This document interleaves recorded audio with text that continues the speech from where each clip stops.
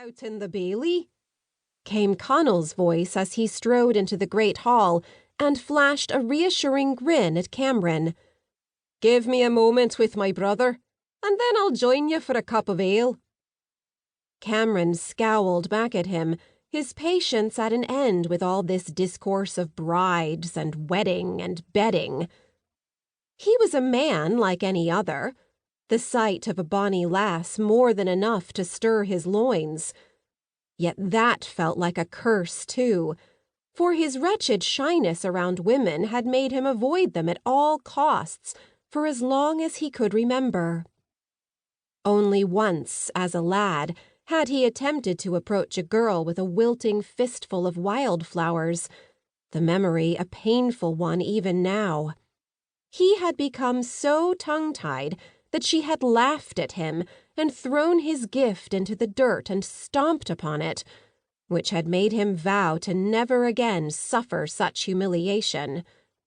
Even Connell knew to this day not to tease him or prod him, and Cameron had walloped any man who had dared to question his reticence when it came to the fairer sex. Aye, he was untried and untested in the bedchamber, but what of it? His younger brother by 2 years had more than made up for Cameron's lack of carnal experience, the two of them as unlike in that regard as night and day. "She's married," he said dryly, reading Connell's mind and catching him by the arm as a buxom maidservant hurried past them with a stack of freshly laundered linens. "Truly?" Connell gave him a roguish smile, his gaze never leaving the young woman's equally ample backside. "A marvel of God's handiwork, aye, brother? I'd say from that saucy wink she gave me that she has no husband, or surely not one that pleases her.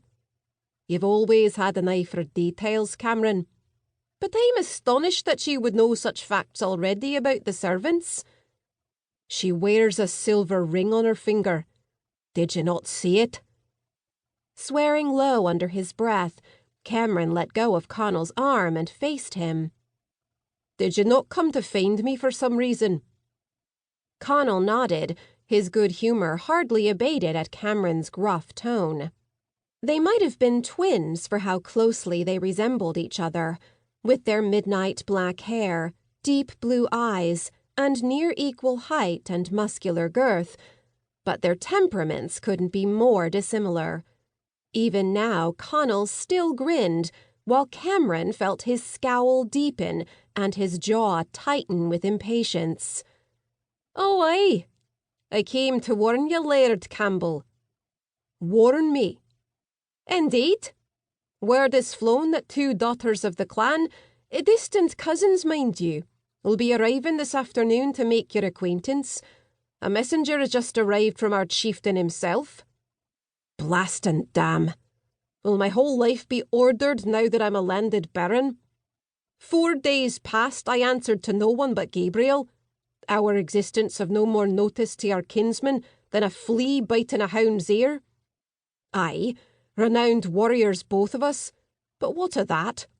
Always one battle away from drawing our last breath, and with no use for hearth or family. And then, this." Connell ducked as Cameron swung his arm to indicate the impressive great hall that had been stripped of any shields and banners of the MacDougalls and adorned instead with those of Clan Campbell. Clan Campbell. Nothing of his own, Cameron Campbell, but already he had commissioned a banner and painted shield to place above the ornately carved chair where he would sit as ruling baron of this strategic fortress. Aye, still a warrior, but so much more. Ugh, Robert the Bruce must have lost his senses to award him so much, and so soon.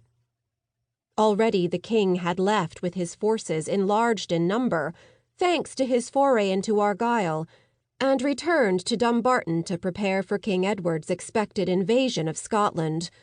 He had commanded Cameron, Gabriel, Connell, and other men loyal to him to remain behind and ensure Argyll remained under his sovereignty. That weighty charge meant training